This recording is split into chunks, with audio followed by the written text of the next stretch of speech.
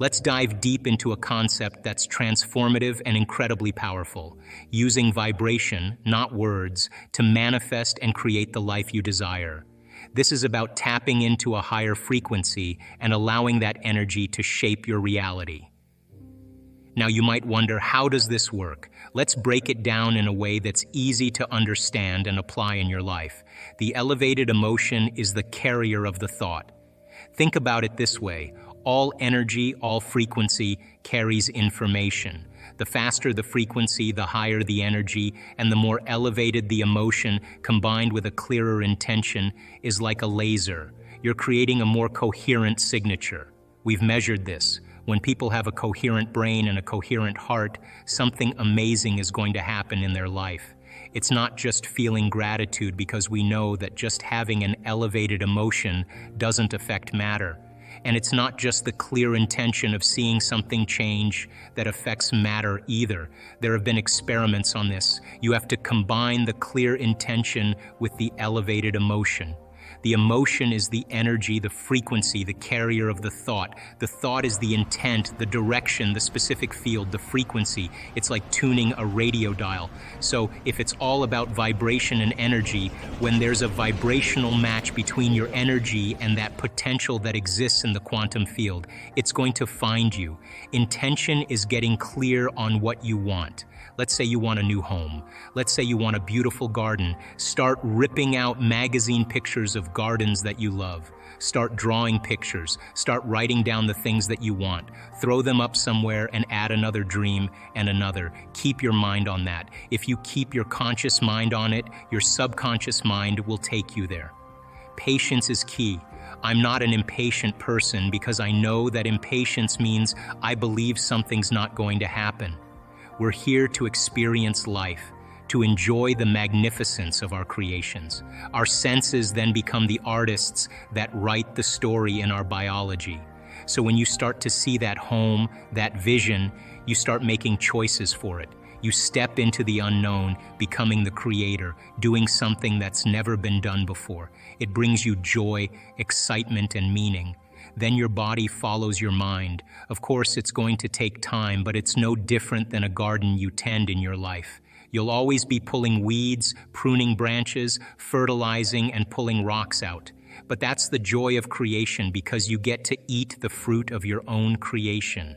Our senses should be the last to experience what our mind has created. The intention represents all the details, but all the details can be summarized in a symbol, a letter, a picture. One picture that means all those things because you've reviewed all those things. Hold the picture, hold the symbol, hold the dream house, hold the dream garden. But don't say, oh, when this dream garden comes, then I'll be happy. Say, the thought I'm having is the experience, and the experience produces the emotion. Once the emotion begins to occur, your brain and body are in the future instead of the past.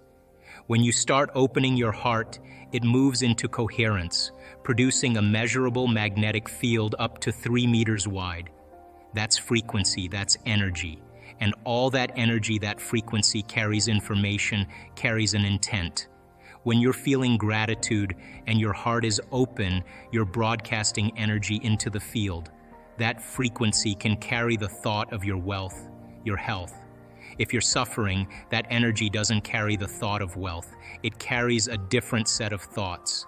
Believe in the future you're imagining with all your heart. Your heart better be open and activated, and you need to know how to self-regulate. You must know the moment you disconnect from the energy of your future because of some circumstance in your life. Lose that feeling, and if you're practicing it daily with your eyes closed, the next level is to open your eyes and do it in the moment. Self-regulate. Change the frustration from some experience back to the energy of your future. That requires great awareness and effort. If you have a community of people practicing this daily and connected to their future because that's where their mind is, they begin to want the future more than the emotions of the past. We're reality-producing machines. There's no individual on this planet who doesn't create reality unless they have a brain injury. Most of us are engaged in reality, causing effects. We reach a point where we stop learning and start feeling. Using feelings as a barometer for the unknown is contraindicated because feelings are usually a record of a past experience. We try to predict the future based on a feeling and return to the old self. We can produce effects living in one of two states of mind. We live in creation, which is growth, expansion, health, homeostasis, and emotions like love, joy, and trust that make us feel connected to something bigger. Or we live in survival, stress. When our body is knocked out of balance, the redundancy of that cycle over time breaks the body down. The biggest problem for us, because of our brain size, is we can turn on a stress response by thought alone, doing it all day long. That continuous being out of balance over time becomes the new balance, leading to contraction, disease, feeling separate from the field, and being selfish instead of selfless. We begin to live in a state of breakdown, disease, and lack of health.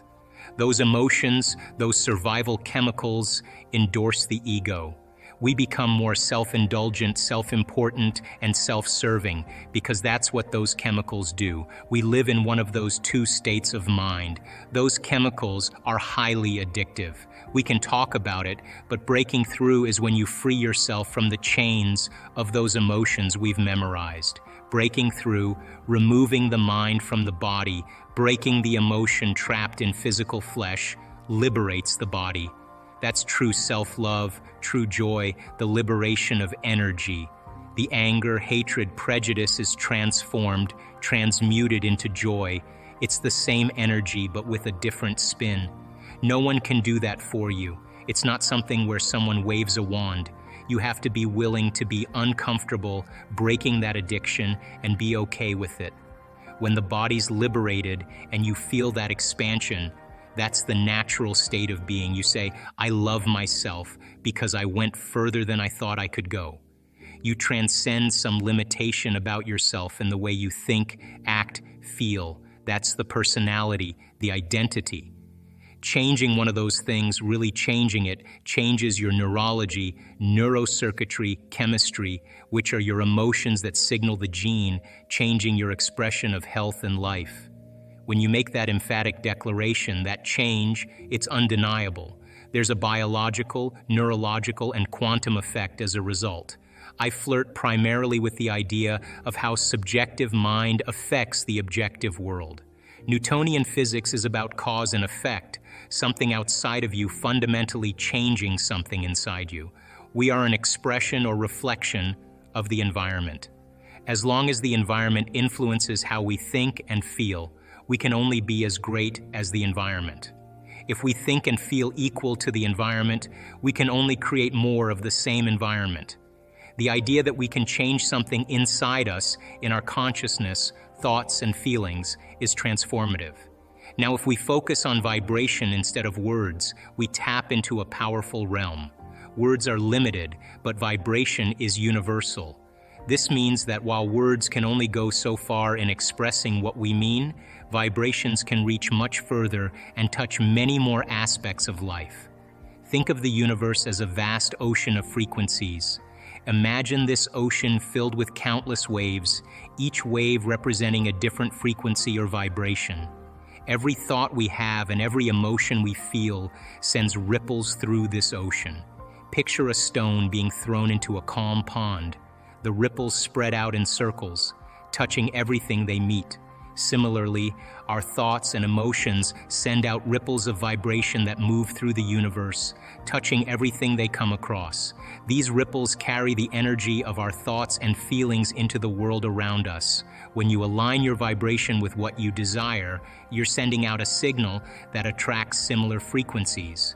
This is like tuning a radio to the right station. When you want to listen to a specific radio station, you turn the dial until you find the right frequency. Once you're tuned in, you hear the music clearly. Similarly, when you tune your vibration to match what you want in life, you attract those things to you.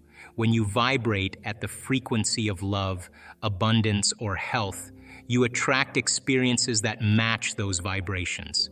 If you are filled with feelings of love, you send out vibrations of love, and in return, you attract more love into your life. If you feel abundant, you vibrate abundance and attract more abundance. The same goes for health. When you feel healthy and vibrant, you send out those vibrations and attract more health into your life. Let's explore this idea further with simple examples. Think about a time when you felt truly happy. Maybe you were spending time with loved ones, enjoying a favorite hobby, or experiencing a moment of success. In those moments, you were vibrating at a high frequency. You felt good, and as a result, you probably noticed more good things happening around you. People smiled at you, things seemed to go your way, and you felt lucky. This is because your positive vibration attracted more positive experiences. On the other hand, think about a time when you were feeling down or stressed. You might have noticed that during those times, things seemed to go wrong more often. You felt like you were stuck in a rut, and it was hard to see the good in anything. This is because your negative vibration attracted more negative experiences. Understanding this concept means you have the power to change your life by changing your vibrations. It starts with becoming aware of your thoughts and emotions. Pay attention to how you feel throughout the day. Are you feeling joyful and positive, or are you feeling negative and down? Once you are aware, you can start to shift your vibration.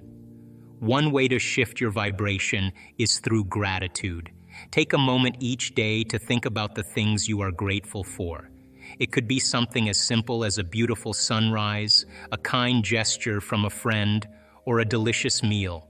When you focus on gratitude, you raise your vibration to a higher frequency. Start by identifying the frequency you want to match. Let's say it's abundance. How does abundance feel? It feels expansive, joyful, and liberating. You don't just think about abundance, you feel it, you embody it, you vibrate with it. Close your eyes and imagine the feeling of abundance. Let it wash over you. Feel it in every cell of your body. The more you practice this, the more you become that vibration. This practice isn't about forcing or controlling. It's about aligning and allowing. The universe responds to your vibration, not your words. So if you're vibrating with fear or doubt, you'll attract experiences that match those frequencies. But if you consciously choose to vibrate with love, joy, and gratitude, you'll attract experiences that reflect those higher vibrations. Remember, it's a practice. It's about consistently choosing the vibration you want to embody. Start your day by setting your vibration. Before you get out of bed, tune into the frequency you want to carry with you. Throughout the day, check in with yourself. Are you vibrating at the frequency of your desires? If not, pause, take a deep breath, and recalibrate. Surround yourself with high vibrations. Spend time with people who uplift you. Engage in activities that bring you joy. Create an environment that supports your desired vibration. This could be as simple as listening to uplifting music, spending time in nature, or practicing meditation. Meditation is a powerful tool to shift your vibration. When you meditate, you quiet the mind and connect with your true essence. In this state, you can consciously choose the vibration you want to embody. Visualize yourself already living your desires.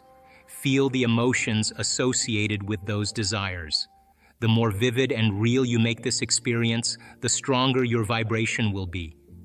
Meditation allows you to take a break from the constant chatter of your mind. Our minds are often filled with worries, plans, and thoughts about the past and future. This constant activity can keep us in a state of stress or negativity. But when you meditate, you give your mind a chance to rest. You focus on your breath, a mantra, or simply on being present. This quiets the mind and helps you enter a state of calm and peace. In this peaceful state, you can connect with your true essence. Your true essence is the part of you that is pure and unchanging beyond all the noise and chaos of daily life. It is the part of you that knows your deepest desires and dreams. When you connect with this essence, you tap into a source of immense power and wisdom. Once you are in this state, you can consciously choose the vibration you want to embody. This means deciding how you want to feel and what kind of energy you want to send out into the world. You can choose to feel love, joy, abundance, or health. By making this choice, you set your intention and begin to shift your vibration. A powerful way to do this is through visualization. Visualization is the process of creating a mental image of something you want to experience. In meditation, you can visualize yourself already living your desires. Imagine every detail of this life. What does it look like? What do you see, hear, and feel? Make the image as vivid and real as possible. As you visualize, pay attention to the emotions that come up. Feel the joy, excitement, and gratitude that you would feel if your desires were already realized. These emotions are key because they raise your vibration to match the frequency of what you want to attract. The more you can feel these emotions, the stronger your vibration will be. Understand that your vibration is a choice. It's not dependent on external circumstances. You have the power to choose your vibration in every moment. The quantum model of reality, and that there are particles, which are matter, it's you and I and everything in this physical world, and then there's energy, and that energy has a consciousness, it has an awareness, and that energy is a field of information that we are an extension of, that we have access to, and that we spend so much of our life looking outside of ourselves instead of looking inside of ourselves, and that we are really conditioned to look just for particles and matter instead of energy and information. And truly, when people reach the end of their beliefs or they're facing crisis in their life, that's the moment they start to turn within and start to ask the bigger questions. And if you were astute enough to look at this in moments of contemplation, if you were wanting to hide God anywhere, it would be a good place to hide. It would be within the human being, because everybody's looking outside of themselves, and we look for reasons to change and regulate our emotional states. You know, we think that things and people and external things will really fulfill emotions that we're trying to change within us, and that truly when we start to really investigate who we are and look to see how we do that and demystify it, I think once we start to demystify it, it can become a skill. And so Einstein was a super cool guy because he spent a lot of time inward. And at 12 years old, he asked himself this simple question: if I ride my bicycle at the speed of light and I turn my lamp on, I turn my headlight on, will it go on? So he thought about that question every single day of his life, every day of his life. He would go out in a boat on a lake as a child and lay on his back in the boat and look up at the sky and think about this. And he was building models of understanding. He was working his best to be able to figure out how light and energy were related. He did it for 10 years. He was possessed by the concept. And finally, he was working as a third-rate clerk in a Swiss patent office, and he was watching this man fix the roof across the way. And he just paused for a moment, and he was watching him, and the moment he was watching him, he got this incredible vision, and he understood how light and energy were related. It was a very abstract vision, and it was so abstract and so dimensional that he had to go back to school to learn the mathematics to be able to explain what he saw. And his wife, his first wife, was an amazing scientist, and she helped him with a lot of the mathematics. And so when Einstein began to figure it out, he narrowed it down to that one simple equation, that E equals mc squared, energy and matter related, and the currency converter is the speed of light. And so it became very interesting because when Einstein published his papers on relativity, he didn't say like, hey, this person said this and this person said this, and I'm going to footnote this person. He just said, ladies and gentlemen, this is how it is. And it rocked the scientific community because he didn't really need anybody else as a reference. He had a discovery, and his discovery was so unique, and his brain really was wired for the understanding of light, and light was the ceiling of this reality. And so Einstein and Planck started doing these really interesting experiments where they were taking energy and they were putting energetic impulses into metals. And what they were looking to see is if electrons behave the same way as the very large. In other words, when an apple falls from the tree, it falls in a very specific way. It falls towards the center. It falls towards the larger body. So he reasoned, well, if we disturb electrons, and him and Planck were doing these experiments, if we disturb these electrons, then they should fall just like an apple falling from the tree towards the nucleus. It should be predictable, just like it's predictable in Newtonian physics and classical physics. Well, when they started disturbing the electrons, something very unusual happened. The electron gained energy, then it lost energy, and it gained energy, and it lost energy, and it gained energy, and it lost energy. And instead of it falling like a ball rolling down a hill, it was like a ball rolling down steps. All of a sudden, they became very aware that the subatomic world, the very tiny, didn't behave like the very large world. And so then they started to look for the electron. They started to try to measure it. And everywhere they looked for it, it appeared. And when they turned their back on it and they no longer looked to measure it, it went from a particle that collapsed, called collapsing the wave function, back into energy. Now, this was a revolutionary moment because this meant that subjective mind, your mind, has an effect on the objective world, that mind and matter are somehow correlated. And so this birth of quantum physics came along, and this quantum physics experiment say that you cannot do a quantum physics experiment without an observer around. In other words, a mind always has to be present because it will influence the outcome. You with me? So now that invisible field of spirit, that invisible field of information and energy, somehow you as an individual can influence the nature of reality with your mind. So now Einstein had a lot of trouble with this because he said, God doesn't play dice and it doesn't work like this, but his brain was wired for light. And so he had the abstraction and he was getting the download of information, understanding the field of light. And the quantum physicists were saying, well, actually, there's a field of information beyond space and time, beyond light, where everything is unified. You can take two photons that have been somehow related in a specific atom and shoot them to the opposite ends of the universe. And the moment you affect one photon at the exact same time, the other one is affected. So they were being connected or affected in a realm faster than the speed of light. In other words, it would take time if you affected one for the other one to be affected. But if they were beginning to be affected at the exact same time, they were connected in a realm beyond physical reality. Are you with me? And so, when the movie What the Bleep came out, and we basically made an effort to show that your mind has an effect on reality, and that in order for you to begin to change your reality, you got to change your mind and change the way you live your life. And we wanted people to become inspired by the process of creation, really give it a shot, and that independent of your gender, of your race, of the color of your skin, of your intellectual ability, independent of your past, independent of your age, that on some level we are all divine creators, and that these models of reality that have separated individuals have all been built on human beings living in a very limited state of mind.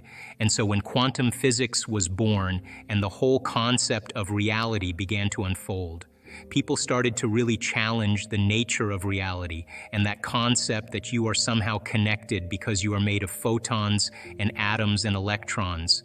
That on some level you are an organization, a community of 70 trillion to 120 trillion cells, and all of those cells are made up of atoms and molecules and chemicals. And all of those are working in a coherent form to express yourself as a physical body. But most people don't know that they're moving in and out of the quantum field 7.8 times per second, that you're vibrating in and out of the field all the time. And every time you leave, you disappear. And when you come back, you disappear into that field of information and you come back with information. But if you go out as the same person, you don't bring any new information back. Are you with me? And if you can begin to observe a vision that represents a future and you can hold steadfast to that vision and you can see that vision clearly in your mind, and every day you understand where you place your attention is where you place your energy, then you would be investing your energy into the future. And the image that you see could literally be the template for trillions and trillions of atoms to organize into patterns of information called an event in your life. And so, but it's not enough to just have a clear intention, because clear intentions have very little effect on the nature of reality. That the driving force that couples the co-maiden, the handmaiden to all of that is an elevated emotion. And so when you combine that clear intention with an elevated emotion, it is the elevated emotion that begins to amplify the field around your body. And in that moment, you become more energy and less matter. And if you understand then that the emotion then is the handmaiden to the creative process, that means that you would have to feel whole before your healing. That would mean that you would have to feel abundance before your wealth. That means you would have to feel all before the mystical moment. That means you'd have to feel love before your new relationship. The same choices lead to the same behaviors. Same behaviors create the same experiences. The same experiences produce the same emotions. Those same emotions tend to influence the way we think. And our biology, our neurocircuitry, our neurochemistry, our hormones, and even our gene expression is equal to how we think, how we act, and how we feel. And how you think, how you act, and how you feel is called your personality. And your personality creates your personal reality. That's it. So then it makes sense then, if you want to create a new personal reality, a new life, you're going to have to change your personality. And you've got to start thinking about what you've been thinking about and change it. You've got to become aware of your unconscious habits and behaviors, even how you speak. Then you have to look at the emotions that you live by every single day and decide, do these emotions belong in my future? So many people try to create a new life as the same person. In order to create a new personal reality, you've got to change your personality. So the principle in neuroscience says that nerve cells that fire together wire together. Thinking the same way, making the same choices, demonstrating the same actions, creating the same experiences that stamp the same networks of neurons into the same patterns, all for the familiar feeling called you. And you do that for 10 years in a row, you're going to hardwire your brain into a very finite signature because you're firing and wiring that way. And that box in the brain, that becomes our personality, becomes our identity. And by the time we're 35 years old, for the most part, we've done something so many times that the body now knows how to do it, as well as the mind. And that's a habit. So we have these unconscious programs of behaviors, automatic habits, redundant emotional reactions, hardwired beliefs, perceptions, attitudes that function just like a computer program. You press go and it runs automatically. So then when it comes time to change, thinking positively is going to do nothing because your body has been conditioned for the most part into a program in the past. So the thought never makes it to the body because the body's on a different program. So how do we begin to influence the body so that the thought actually produces some type of change? So think about it. If you think an unhappy thought, you're going to feel unhappy. If you think you're a failure, you're going to feel like a failure. Once you feel like a failure, you're going to think you're a failure. And people get caught in these loops of thinking and feeling and feeling and thinking. And that redundancy is a conditioning process because all you need is an image or a picture or a thought and a feeling, a response, stimulus response. And so the people tend to condition their brain and body into the past. And so when it comes time to change, you got to leave that familiar territory. And any choice that you make, if you said, hey, I'm going to eat a better diet, I'm going to wake up early and work out, I'm going to do meditation, the moment you decide to do something differently, get ready because it's going to feel uncomfortable, it's going to feel unfamiliar, there's going to be some uncertainty, you're not going to be able to predict the next moment. That means you've left your known biology and you're stepping into the unknown.